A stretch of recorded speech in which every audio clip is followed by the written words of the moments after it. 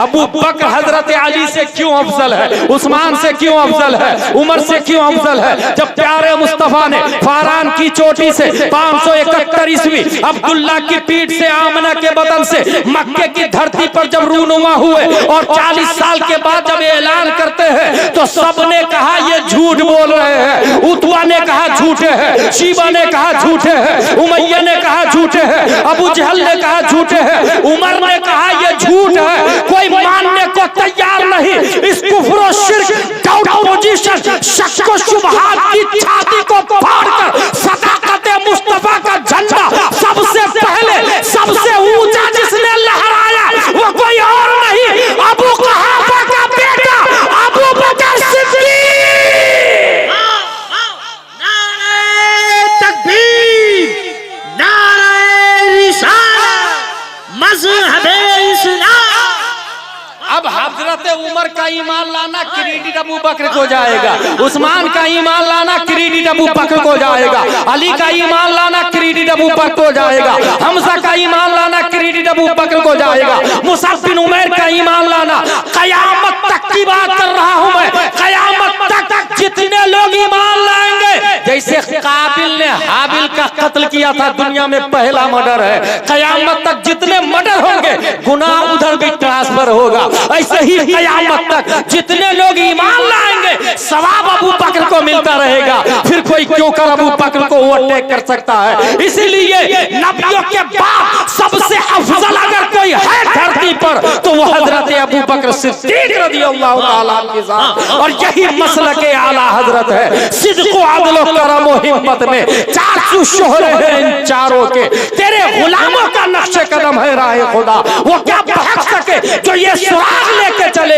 हम अबू बकर से नंबर 1 प्यार करते हैं, दूसरे नंबर पे उमर फारूक से, तीसरे नंबर पे उस्मान गनी से, चौथे नंबर पे हजरत अली से। फिर कयामत तक जितने लोग हैं उनमें सबसे अफजल हजरत अली है, उनसे भी अफजल उस्मान, उनसे भी अफजल उमर, उनसे भी अफजल अबू बकर। और इन चारों की मोहब्बत जिनके पास है वो अहले सुन्नत व जमात है। जो अली की मोहब्बत में अबू बकर की तौहीन करता है वो राफिजी है, जो अबू बकर की मोहब्बत में अली को छोड़ता है वो नासबी है। और मसला के आला हजरत ये है कि जनाब बनेगी मुहिब्बाने चार यार की कब्र जो अपने सीने में ये चार बाग ले ले।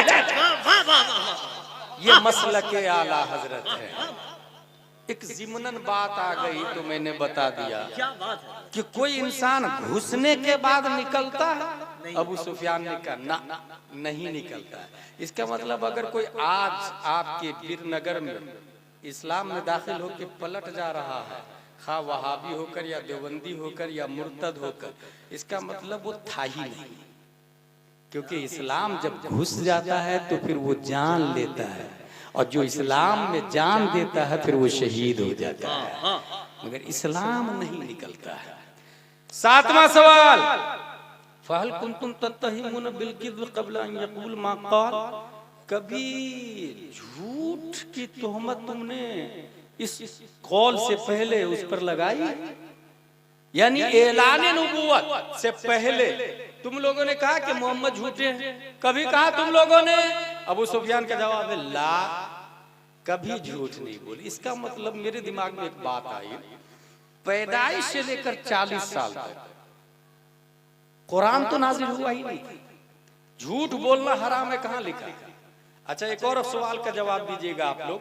हम लोग माँ से निकाह नहीं करते, क्यों नहीं करते भाई? इसलिए कि हराम, कुरान में आया। बहन से निकाह नहीं करते, क्यों नहीं करते भाई? हराम। क्यों हराम? लोग नहीं करते इसलिए आप नहीं करते, या कुरान में आया इसलिए आप नहीं करते? अगर आपका जवाब है लोग नहीं करते हैं इसलिए हम नहीं करते हैं तो जवाब ही गलत है। क्योंकि इस्लाम लोगों के हिसाब से नहीं चलता, कुरान और हदीस के हिसाब से चलता है। लोग क्या कर रहे हैं doesn't mind, don't care. Quran क्या कहता है इस्लाम के बारे में? इसका मतलब ये हुआ कि हम इसलिए निकाह नहीं करते माँ बहन से कि कुरान ने कहा हराम, हुर्रिमत अलैकुम उम्महातुकुम व बनातुकुम व अखवातुकुम, कुरान ने कहा हराम। ठीक, अब सवाल ये है कि यही कुरान ने कहा झूठ भी हराम है, फिर क्यों इंसान बोलता है? लानतुल्लाहि अलल काज़िबीन। यही कुरान बोला नमाज छोड़ना भी हराम है, फिर क्यों इंसान छोड़ता है? फवैलुल लिलमुसल्लीन अल्लज़ीना हुम अन सलातिहिम साहून। यही कुरान बोलता है गीबत करना भी हराम है। अतअकुलून लहम अखीहि मैतन फकरिहतुमू। यही कुरान बोलता है इतरा कर चलना भी जायज नहीं। वला तुमशी फिल अर्दि मरहा। इसका मतलब बाज आयतों पर अमल करते हैं, बाज आयतों पर अमल नहीं करते हैं। ये ट्रू इस्लाम नहीं है, ये फैक्ट इस्लाम नहीं है। सवाल यहाँ ये है कि कुरान में आया झूठ हराम, और कुरान नाजिल हुआ 40 साल के बाद। तो 40 साल पैदाइश से लेकर 40 साल तक किसकी पैरवी कर रहे थे नबी? झूठ हराम है ये तो आया ही नहीं था। क्या नुक्ता, झूठ हराम है ये तो कुरान में आया, कुरान नाजिल ही नहीं हुआ। फिर झूठ नहीं बोल रहे थे, ये किसकी इत्तेबा, किस रूल को फॉलो कर रहे थे? अगर इस पॉइंट को आप समझेंगे ना तो ये समझ में आएगा दो कुरान। एक कुरान चलने फिरने वाला है, उठने बैठने वाला है, और दूसरा कुरान दो तख्ती के दरमियान है। जो दो तख्ती के दरमियान है ये 40 साल के बाद नाजिल हुआ, और जो चलने फिरने वाला कुरान है वो 571 ईस्वी में अब्दुल्ला की पीठ से मार से वजूद में आ चुका है। यानी अल्लाह ने दो कुरान दिया, एक वो कुरान जो चलता है उसे मुस्तफा कहते हैं, दूसरा वो कुरान जो पढ़ने में आता है जो दो तख्ती के दरमियान है। और ये इसलिए दिया कि कुछ लोग पढ़े लिखे नहीं होंगे, जिनको पढ़ना नहीं आता, ये चलने वाला कुरान देख ले, और जिसको चलने वाला कुरान की फजीलत समझना हो वो पढ़ने वाला कुरान देख ले। ये कुरान उसकी तफसीर है, वो कुरान इसकी तौसीर है। गोया मशीयत ये चाह रही है महबूब 40 साल कुरान खुद ही बन के दिखा दीजिए, और 40 साल के बाद कुरान पढ़ के सुना दीजिए। 40 साल बन के दिखा दीजिए और 40 साल पढ़ के सुना दीजिए। यही वजह है कि हमारे नबी पैदाइश से लेकर 40 साल तक कभी झूठ नहीं बोले। यही कुरान की बात आई, दो कुरान की। तो एक और बात बता दूं, ये बुखारी शरीफ में भी कुरान शरीफ की आयतें लिखी रहती है। जैसे ये देखिए, वअला सलासतिल लदीना खुल्लिफू, ये आयत दिख रही है आप लोग? ये आयत है वअला सलासतिल लदीना खुल्लिफू। इसका मतलब ये जो दिखाया मैंने, इसको कहते हैं नक्शी कुरान। नक्शी कुरान। दूसरा कुरान, 3 कुरान। ये जो दो तख्ती के दरमियान है उसकी 3 जिहत है। एक कुरान है नक्शी जो लिखा हुआ है, जैसे बिस्मिल्लाहिर्रहमानिर्रहीम, ये लिखा हुआ जो दिख रहा है उसको कहते हैं नक्शी कुरान। दूसरा कुरान है लफ्जी कुरान, जो आपने बोला, बिस बासिन ज़ेर बिस मीम लाम ज़ेर मिल बिस्मिल्लाहिर्रहमानिर्रहीम, ये जो बोला इसको कहते हैं लफ्जी कुरान। इसका माना कहाँ आता है? दिमाग में। अल्लाह के नाम से शुरू जो निहायत मेहरबान रहम वाला। तो 3 कुरान हो गया। एक वो कुरान जो नक्श है, जो हाथ में आता है, जिसको हम छूते हैं। दूसरा वो कुरान जिसको हम बोलते हैं, लफ्जी कुरान। तीसरा वो कुरान जो माना है, मानवी कुरान। तो 3 कुरान हो गए। अब पॉइंट सुनो, अगर आपका वुजू नहीं है तो नक्शी कुरान का हाथ पे आना हराम। आप छू नहीं सकते कुरान को, ठीक है? नक्शी कुरान को छू नहीं सकते। यहीं से मैं एक और पॉइंट बताता हूँ कि कागज बनता है प्रेस से, प्रेस में जाता है दरख्त से, दरख्त बनता है जमीन से, दरख्त को मशीन में डाला जाता, पाउडर बनाया जाता, कागज बनाया जाता, फिर प्रेस में जाता, प्रिंटिंग होती है, फिर उसको या तो वो CBSE में डाल दे या फिर दरस निजामी में डाल दे। अगर CBSE में डाल दिया जाए तो MBBS MD करने वाला पढ़ लिख के उस कागज को कूड़े कचरे में फेंक देता है, ठीक है? और वो कचरा में पड़ा हुआ कागज लेके आप TI के पास जाए कि ये MD के खिलाफ मानहानि का केस दर्ज करें, वो डॉक्टर बन गया है और जिस कागज ने डॉक्टर बनाया वो नजासत गलीजा में पड़ा हुआ, कुत्ता बिल्ली छछुंदर पेशाब कर रहा है, उसके खिलाफ केस दर्ज करें। TI बोलेगा get out from this palace, it is not acceptable offence, ये क्राइम है ही नहीं, ये जुर्म है ही नहीं, आप यहाँ से जा सकते हैं, ठीक है? वही आप अशरफिया और इदारा शरिया और जामियातुर रज़ा के पढ़ने वाले एक तालिब इल्म से पूछे, आपने जो प्राइमरी में अम्मा पारा पढ़ा था वो कहाँ है? वो बोलेंगे वो अम्मा पारा, उसकी अहमियत का अंदाजा उस वक्त हुआ जब मैं एदादिया में गया, ऊला में गया तो और अजमत बढ़ गई। सानिया सालसा राबिया खामिसा सादिसा साबिया फामिना मुफ्ती बना तब पता चला उस कागज के बारे में उलमा का फतवा नहीं, मुफ्ती का फतवा नहीं, गौस अब्दाल का फतवा नहीं, नबी का फतवा नहीं, अल्लाह का फतवा है ला यमस्सुहु इल्लल मुतहहरून, बगैर वुजू के उस कागज को छूना भी मत।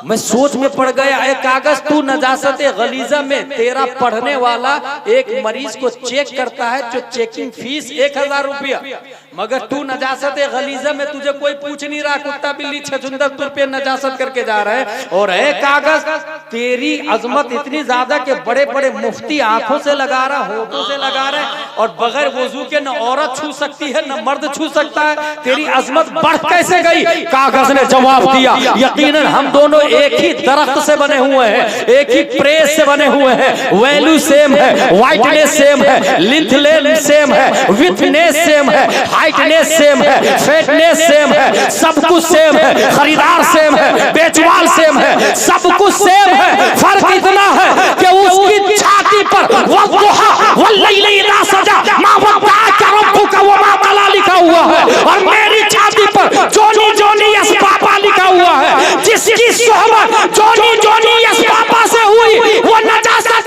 गलीजा में है, और जिस कागज को कुरान की आयतों से निस्बत हो गई वो वलियों के सर का ताज बन गया। नारे तकबीर, नारे रिसालत, मज़हबे इस्लाम, अज़मते कुरान शरीफ। ये बिल्कुल फैक्ट बता रहा हूँ, कोई लफाजी नहीं कर रहा मैं, कोई झूठ नहीं बोल रहा मैं, कोई कॉमेडी नहीं कर रहा मैं, बिल्कुल फैक्ट कुरान और हदीस की बात बता रहा हूँ। कोई कॉमेडी नहीं। वो कागज MBBS MD DM 1000-2000 फीस लेता है, लाइन लगी रहती है, मगर कागज की कोई वैल्यू है? मगर वो अम्मा पारा के बारे में वक्त के मुफ्ती से भी पूछ ले तो वो कहेंगे कि अगर बोसीदा भी हो जाए तो अदब के साथ वुजू करके, बोसीदा कागज को भी बगैर वुजू के नहीं छू सकते, वुजू करके कब्रिस्तान में ऐसे दफन करे जैसे लाश को दफन किया जाता है। ये कागज की इतनी अजमत कैसे बढ़ गई भाई? यहीं से अंदाजा लगा, जिस कागज की छाती पे आयत कुरान बैठी हो तो इतना वकार है, जिस मोमिन की छाती में कुरान महफूज हो उसका क्या आलम है, उसकी क्या शान है। हासिल, अगर आपका वुजू नहीं तो कुरान का हाथ में आना हराम, और अगर गुस्ल नहीं तो जुबान पर आना हराम, पढ़ना जायज नहीं। गौर कीजिएगा, रद्दुल मुहतार, विकाया, हिदाया, फतावा रज़विया का मसला, जिस औरत पर गुस्ल फर्ज हो, जिस मर्द पे गुस्ल फर्ज हो, वो कुरान पढ़ नहीं सकता, पढ़ना हराम। वुजू नहीं हो तो छूना हराम। छुआ किसको जाता? नक्शी कुरान को। पढ़ा किसको जाता? लफ्जी कुरान को। तीसरा कुरान कौन सा है? मानवी कुरान। वो कहाँ आता है? दिमाग में। गौर कीजिएगा, मानवी कुरान हाथ में नहीं आता, लफ्ज पे नहीं आता, दिमाग में आता। अब पॉइंट सुने, वुजू नहीं तो कुरान हाथ में नहीं आ सकता, गुस्ल नहीं तो कुरान जुबान पर नहीं आ सकता, मोहब्बत मुस्तफा नहीं तो कुरान दिमाग में नहीं आ सकता। यहीं से बात समझ में आई, अशरफ अली थानवी कुरान क्यों न समझ सका। वुजू था, गुस्ल था, छुआ, पढ़ा, मोहब्बत मुस्तफा नहीं थी, इसलिए कुरान समझ नहीं आया। अबुल आला मौदूदी, वुजू था, गुस्ल था, कुरान छुआ, पढ़ा, मगर मोहब्बत मुस्तफा नहीं थी, कुरान समझा नहीं। रशीद अहमद गंगोही कुरान नहीं समझ पाया, कासिम नानोतवी कुरान नहीं समझ पाया, खलील अहमद अम्बेडवी कुरान नहीं समझ पाया। वुजू है, गुस्ल है, छुआ, पढ़ा, मगर समझने के लिए तीसरी शर्त चाहिए। जिस तरह छूने के लिए वुजू करना होगा, पढ़ने के लिए गुस्ल करना होगा, समझने के लिए मोहब्बत मुस्तफा करनी होगी। मोहब्बत मुस्तफा वुजू और गुस्ल के बाद में किया है गौसे आजम ने, कुरान सबसे अच्छा समझा है। ख्वाजा गरीब नवाज ने मोहब्बत की, कुरान अच्छा समझा है। आला हजरत ने मोहब्बत की, इतनी मोहब्बत की, इतनी मोहब्बत की कि इरशाद फरमाते हैं, करूं तेरे नाम पे जा फेदा, न बस एक जा दो जहां फेदा, तो जहां से भी नहीं जी भरा, करूं क्या करोड़ों जहां नहीं। अरे खुदा के बंदो, कोई मेरे दिल को ढूंढो, मेरे पास था अभी तो, अभी क्या हुआ खुदाया, हमारे रज़ा तेरे दिल का पता चला बमुश्किल, तेरे रोज़ा के मुकाबिल हम वो नजर तो आया, ऐ इश्क तेरे सदक़े चलने से छूटे सस्ते, जो आग बुझा देगी वो आग लगाई है, जमा तुझसे पाते हैं सब पाने वाले, मेरा दिल भी चमका दे चमकाने वाले, क्या दबे जिसमें है तेरा, शेर को खतरे में लाता नहीं कुत्ता तेरा। मोहब्बत की इतनी मोहब्बत की, इतनी मोहब्बत की, इरशाद फरमाते हैं ए अल्लाह ऐसा घुमा दे उनकी वेला में खुदा हमें ढूंढा कर ऊपर अपनी खबर को खबर ना हो। इसलिए कुरान समझा है आला हजरत ने, और समझा ही नहीं समझाया है। जिस तरह समझाया उनकी समझाइश को कंजुल ईमान कहा जाता है। कयामत तक कंजुल ईमान रहेगा, और जो लोग कंजुल ईमान से जुड़े रहेंगे वही सुन्नी सही उल अकीदा ईमान पर कायम साबित बाकी रहेगा।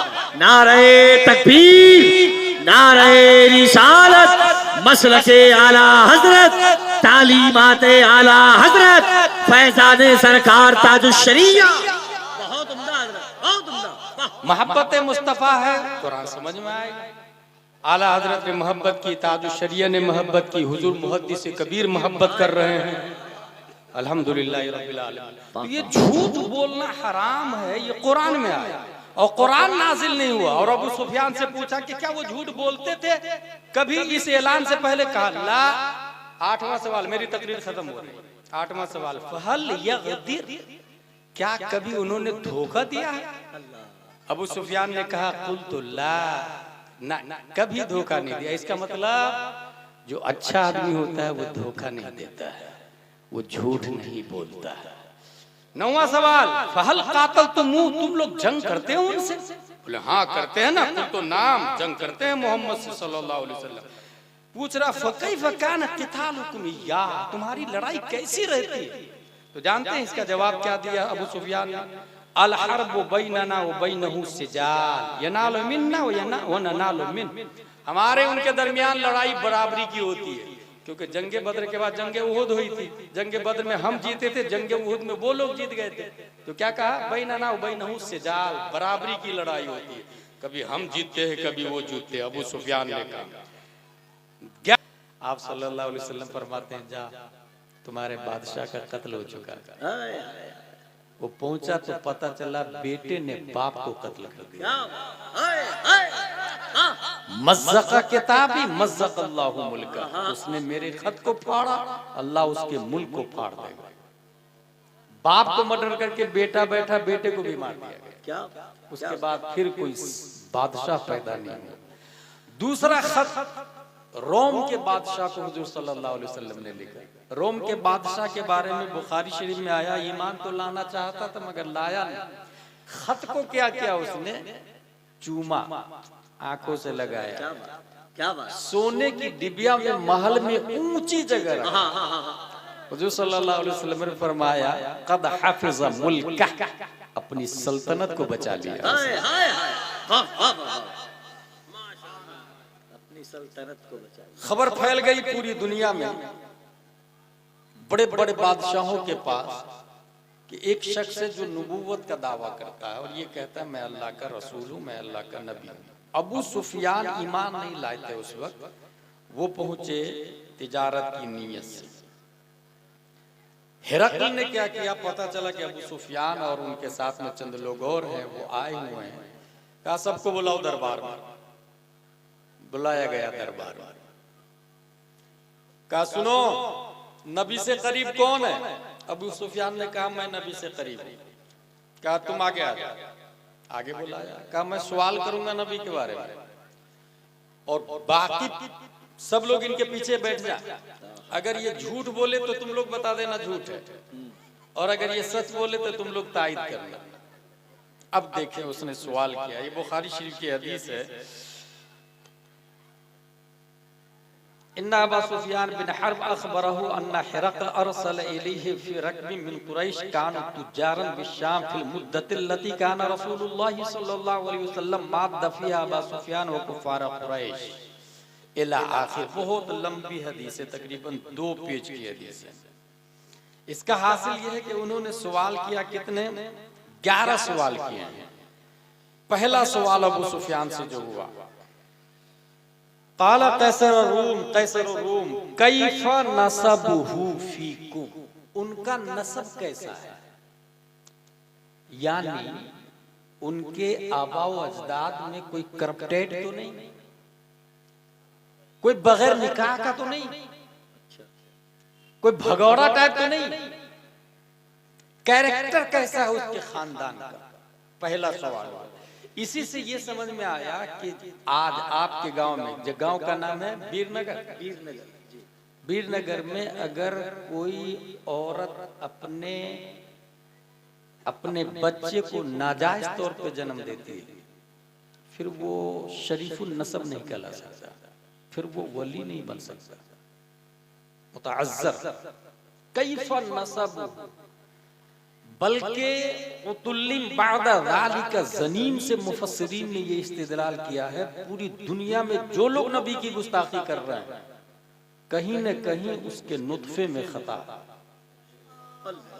पूरी दुनिया में और खुसूसन अमेरिका में हरामियों की सबसे ज्यादा लंबी लाइन लगी हुई, वही लोग नबी की गुस्ताखी कर रहे हैं।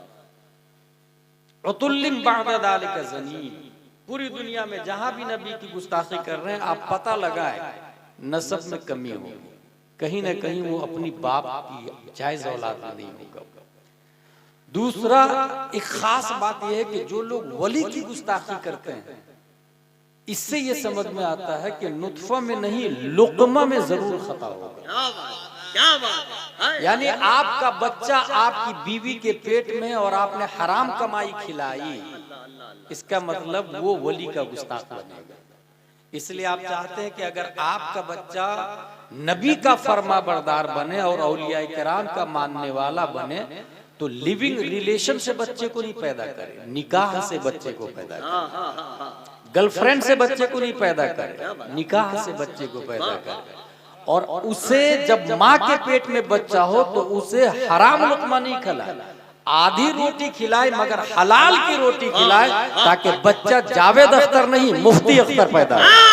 नारे तकबीर, नारे रिसालत, मज़हबे इस्लाम, अल्लामा गुलाम जिलानी अज़हरी। क्या बात है, कैफ़ नसबुहु, सवाल हुआ है, हिरक़्ल कर रहा है उनका नसब कैसा है। हाय हाय हाय, तारीख में ये आया हुजूर सल्लल्लाहु अलैहि वसल्लम का नसब हजरत आमिना से लेकर हजरत हव्वा तक किसी भी पेट में भी खता नहीं है और किसी पीठ में भी खता नहीं है। क्या बात है, सुल्बन बाद सुल्बिन, रजुलन बाद रजुलिन, इमरातन बाद इमरातिन, शिकमन बाद शिकमिन। मुस्तफा पाक पेटों से मुंतकिल हुए, पाक पीठों से मुंतकिल हुए, यहाँ तक के बीच में एक भी माँ अपने शौहर की नाफरमान भी नहीं रही। क्या बात, आदम अलैहिस्सलाम से बात कर रहा हूं मैं, हजरत अब्दुल्ला तक, हजरत हव्वा से लेकर हजरत आमना तक एक भी नबी की माँ अपने शौहर की नाफरमान भी नहीं रही है। एक औरत बीच में नाफरमान आई थी, कौनैन भाई, बरसों बाद इब्राहिम अलैहिस्सलाम मिलने के लिए आए थे, अपने बेटे इस्माइल अलैहिस्सलाम को जो छोड़ के चले गए थे, तो यमन वालों ने पानी को देख करके, परिंदा को उड़ते हुए देख करके उधर का रुख किया। यमनी कबीला वहां बसा, उसी के खानदान में हजरत इस्माइल की शादी हुई। बरसों बाद इब्राहिम अलैहिस्सलाम मिलने के लिए आए, दरवाजा को नॉक किया, अंदर से खातून, आप कौन? कहा मैं इस्माइल की बीवी। इस्माइल का वो शिकार करने गए, आपकी तबीयत कैसी है? बहुत बुरा हाल, कभी शिकार मिलता तो खाते, नहीं मिलता तो भूखे रहते हम लोग। इब्राहिम अलैहिस्सलाम फरमाते हैं इस्माइल आए तो मेरा सलाम कहना और कहना दरवाजा बदल दे। अल्लाह, इब्राहिम अलैहिस्सलाम बोल के चले गए, इस्माइल अलैहिस्सलाम आए, वैसे भी खुशबू से पहचान लिए हमारे वालिद साहब तशरीफ लाए। क्या पैगाम दिया? कहा ये कहा कि दरवाजा बदल दे और सलाम अर्ज किया, आपने जवाब दिया और दरवाजा बदल दे का मतलब ये बताया आप मेरे निकाह से आजाद हैं, आप जा सकते हैं यहाँ से, आप मेरे अब्बू को पसंद नहीं, बीवी को तलाक दिया, दूसरा निकाह किया। बरसों बाद फिर इब्राहिम अलैहिस्सलाम दरवाजा न किया, इस्माइल का शिकार पर गए, आप कैसे? कहा अल्हम्दुलिल्लाह अला कुल्ली हाल। कहा वो आए तो मेरा सलाम कहना और कहना दरवाजा बहुत अच्छा है। हाय हाय हाय, इस्माइल अलैहिस्सलाम आए, पूछा, बयान किया सलाम और जुमला पेश किया कि दरवाजा बहुत अच्छा। इस्माइल अलैहिस्सलाम ने फरमाया आप मेरे अब्बू को पसंद हाय हाय, आप मेरे निकाह में रहेंगे। एक ही जुमला है, हाल बहुत बुरा है और अल्हम्दुलिल्लाह अला कुल्ली हाल। जिसने कहा हाल बहुत बुरा है, अपने शौहर की भी नाफरमानी की और अल्लाह की भी नाशुक्री, इसलिए इब्राहिम अलैहिस्सलाम ने बदलवा दिया। इब्राहिम अलैहिस्सलाम ने नहीं बदलवाया, मशीयत इलाही ये चाह रही थी कि ऐ महबूब, जिन पेटों से आप मुंतकिल होंगे एक भी पेट अपने शौहर का नाफरमान नहीं होना चाहिए।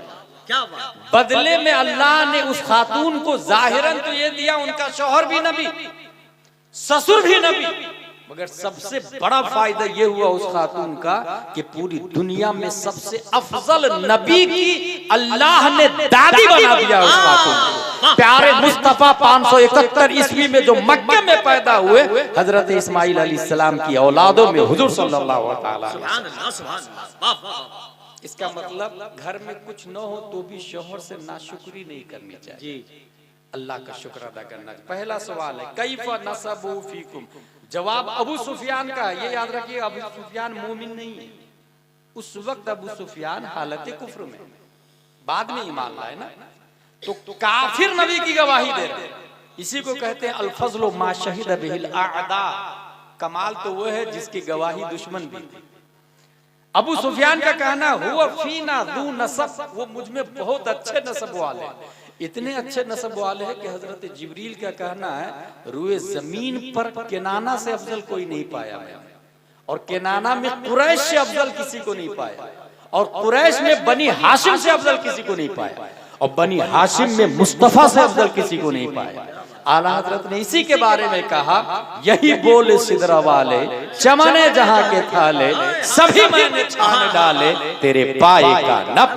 क्या बात, हुआ फीना दू नसब, बहुत अच्छे नसब वाले। दूसरा सवाल फहल क़ाल हादल क़ौल फीकुम अहद क़त क़बला, इससे पहले किसी ने ये दावा किया है?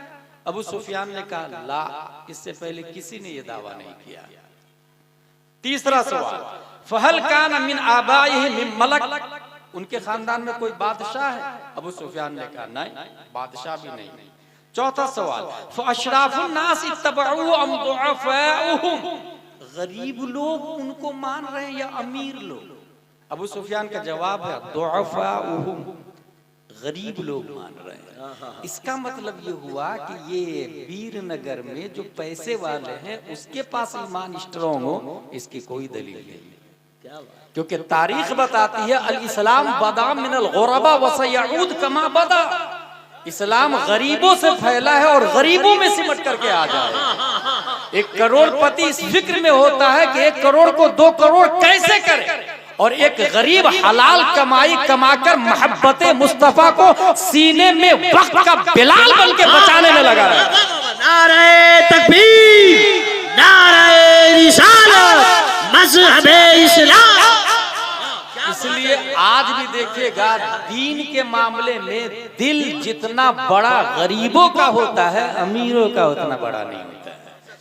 इसलिए जवाब अबू सुफियान ने दिया दुअफा वहुम, गरीब लोग उनको मान रहे हैं। पांचवा सवाल अयज़ीदून अम यनकुसून, वो बढ़ रहे हैं या घट रहे हैं? अबू सुफियान का जवाब है यज़ीदून, वो धीरे धीरे बढ़ रहे हैं, घट नहीं रहे हैं, बढ़ते जा रहे हैं। छठा सवाल फहल यर्तद्दु अहदुम मिनहुम सख्ततन लिदीनिही बअदा अन यदखुल फी, एक बार जो घुस जाता है इस्लाम में दोबारा पलटता भी है कि नहीं पलटता है? अबू सुफियान का जवाब है नहीं, जो एक बार जाता है अंदर फिर पलटने का नाम नहीं लेता। अगर उसको रेत पर लिटा दिया जाए और उमैया बिन खल्फ ये कहे उदकुर आलिहतना, हमारे माबूद का नाम लो, उदकुर हुबल, उदकुर लात, उदकुर उज्जा, उदकुर मनात, उदकुर यगूस, उदकुर यऊक, उदकुर नस्र, उदकुर वद। जिस तरह अपने यहाँ दुर्गा गणपति नहीं, ऐसे अरब के माबूदों का नाम है लात, उज्जा, मनात, हुबल, यगूस, यऊक, नस्र, वद। उमैया बिन खल्फ ये सब मूर्ति लेकर के उसको बोल रहा था हजरत बिलाल, इसका नाम ले, बोल इसकी पूजा करूंगा मैं, बोल इसको मानूंगा मैं, बोल बोल, मगर नहीं, वो अहदुन अहदुन कह रहे हैं। अल्लाह एक ही है, अल्लाह एक ही। एक बार जो घुस जाता है पलटता नहीं। हाय हाय अब यहाँ पर देखिएगा एक खास बात मैंने नोट किया है बुखारी शरीफ से, रुए जमीन पर सबसे घटिया आदमी कौन है? अबू जहल। रुए जमीन पर हजरत आदम से लेकर कयामत तक की बात कर रहा हूं। वल अस्र इन्नल इंसान लफी खुस्र, इंसान घाटे में है, इससे मुराद अबू जहल है। अबू जहल की कंपनी में उमैया बिन खल्फ है, उतबा है, शीबा है, ठीक है। रुए जमीन पर सबसे घटिया आदमी अबू जहल एंड कंपनी। उमैया बिन खल्फ की जूती के नीचे हजरत बिलाल, और कहा जा रहा उद्कुर आलिहतना, हमारे माबूद का नाम है। और उस पोजीशन में भी वो कह रहे हैं अल्लाहु अहद, अल्लाहु अहद। सिचुएशन पे गौर करें, मोमेंट को देखें, व्यू को निगाहों के सामने लाए। सबसे घटिया आदमी, घटिया अपनी जूती के नीचे, यानी घटिया मकान और घटिया आदमी, हजरत बिलाल को घटिया आदमी घटिया जगह पे लिटा के कह रहा है कि बोल हमारे माबूद का नाम है। अल्लाह ने बदले में सिला किया दिया। रुए जमीन के सबसे अफजल आदमी हजरत मोहम्मद रसूलुल्लाह सल्लल्लाहु अलैहि वसल्लम, सबसे अफजल जगह खाना काबा, उसके ऊपर चढ़ाया फतेह मक्का में। क्या बात है, क्या बात है, वाह वाह। ताकि मक्के वालों देख लो, अबू जहल देख लो, उमैया देख लो, उतबा देख लो, शीबा देख लो, तुम अपनी जूती के नीचे बिलाल को रखकर अपने माबूद का नाम मजबूर कर रहे थे लेने पर। अल्लाह ने ये सिला दिया कि अपने घर की छत पर बिलाल को खड़ा किया और कहा तू वहां अल्लाह को पुकारा था, अब काबा की छत से अल्लाह को पुकार। हाय हाय हाय, नारे तकबीर, नारे रिसालत, मज़हबे इस्लाम, सीरते औलिया कॉन्फ्रेंस, उर्से मुक़द्दस, अल्लामा मुफ्ती गुलाम जीलानी अज़हरी। क्या बात है हज़रत। इसका मतलब जो मुसीबत में, सख्ती में अल्लाह को नहीं भूलता है, अल्लाह तबारक व तआला अजीम नेमत देता जिसका तसव्वुर भी नहीं कर सकता। अच्छा, मक्के के लोगों ने कहा देखो यार मोहम्मद साहब को, सबसे अक्ल आदमी को, गैर मशहूर आदमी को, जिसकी सरदारी नहीं, जिसकी शोहरत नहीं, उसको काबा की छत पे खड़ा कर दिया। तो यही जवाब है। अच्छा, जिस वक्त उमैया बिन खल्फ मार रहा था कौनैन भाई, हजरत अबू बकर की बात याद आ गई मुझे। हजरत अबू बकर खरीदने के लिए इजाजत लिए हुजूर सल्लल्लाहु अलैहि वसल्लम, इजाजत दीजिए तो खरीदने गए। हजरत अबू बकर ने 7 गुलामों को खरीदा, ऐसे पोजीशन 7 गुलाम, उसमें हजरत उमर फारूक आजम का भी गुलाम शामिल है। उमर फारूक आजम मार रहे थे इस्लाम लाने की बुनियाद पर, जब भी तो उमर फारूक आजम जैसा हजारों उमर फारूक आजम आए, अबू बकर को ओवरटेक नहीं कर सकते। जब अबू बकर को ओवरटेक उमर फारूक आजम नहीं कर सकते, फिर उन मौलाइयों का क्या हाल होगा जो राफजी बन के हजरत अली को आगे बढ़ा। अबू बकर से अफजल व आला कह रहे हैं भाई साहब, अबू बकर हैं वो। अबू बकर, या रसूलल्लाह आप इजाजत दीजिए मैं खरीद लूं। गए खरीदने के लिए, उमैया बेच हजरत बिलाल।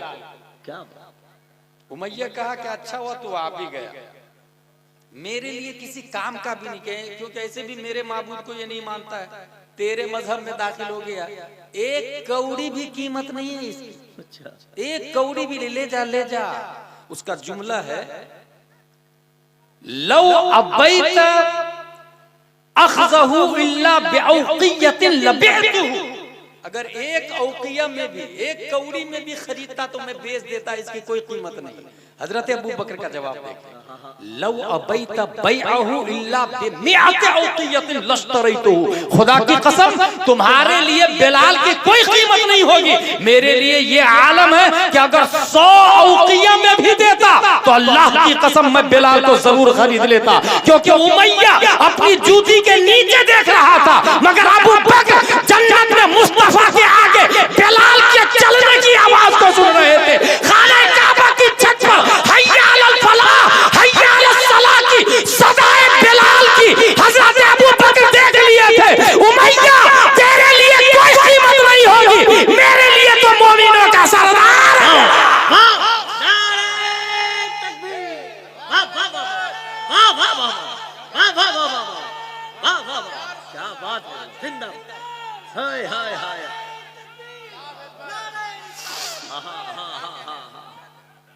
नहीं छोड़ेंगे।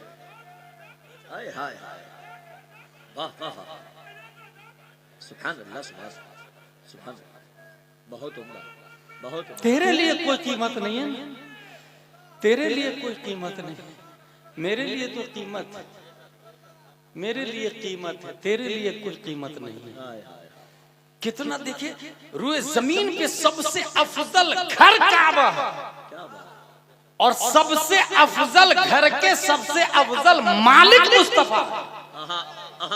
अफजल मालिक ने अफजल घर के ऊपर चढ़ाया। उमय्या बिन खल्फ की जूती में हजरत बिलाल अहदुन अहदुन कह रहे हैं। इसका मतलब किसी भी पोजीशन में रहे आप 1000 के बदले में ईमान मत बेच दीजिए, बेशक, दाएं से बाएं मत वोट को कर दीजिएगा। अपनी जिंदगी के बारे में, नफो ज़र के बारे में सोचिएगा। हजरत बिलाल रज़ी अल्लाह ताला अन्हु के बारे में बुखारी शरीफ में आया भाई कि जन्नत में उनकी जूती की आवाज को अपने आगे नबी ने समाल फरमाया, अपने आगे, सोच सकता है, अपने आगे। और हजरत अबू बकर के बारे में आया, बहुत करोड़पति थे, मगर जब से ईमान लाए धीरे धीरे नबी के नाम पे खर्च करते करते करते जब एक चंदे का ऐलान हुआ तो हजरत उमर ने सोचा कि मेरे पास तो अबू बकर से ज्यादा है ना, तो आज तो अबू बकर को ओवरटेक कर ही लूंगा।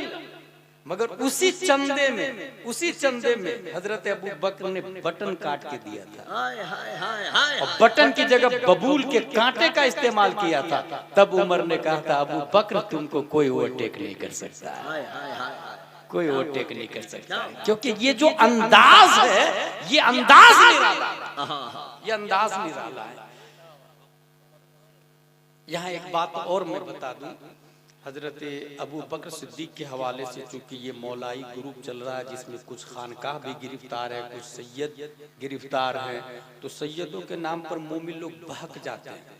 ये ताजो शरिया का जुमला है कि सैयद दीन से बड़ा नहीं होता है, ये याद रखें। और जिस तरह सैयदों की ताज़ीम जरूरी है, यकीनन जरूरी है जात की बुनियाद पर, ऐसे ही उलमा की ताज़ीम जरूरी है इल्मे मुस्तफ़ा की बुनियाद पर।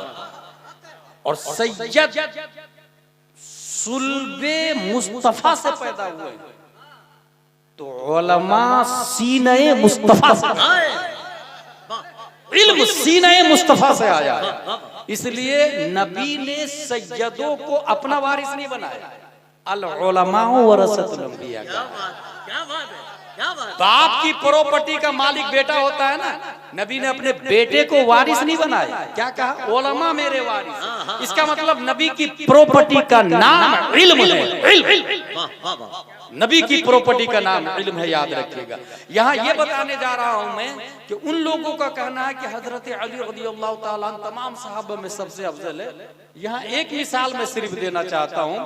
अगर यहाँ पर ऐलान करूं मैं, कौनैन भाई, कौन आदमी है जो अल्लाह के घर को बनाने के लिए पैसा देगा?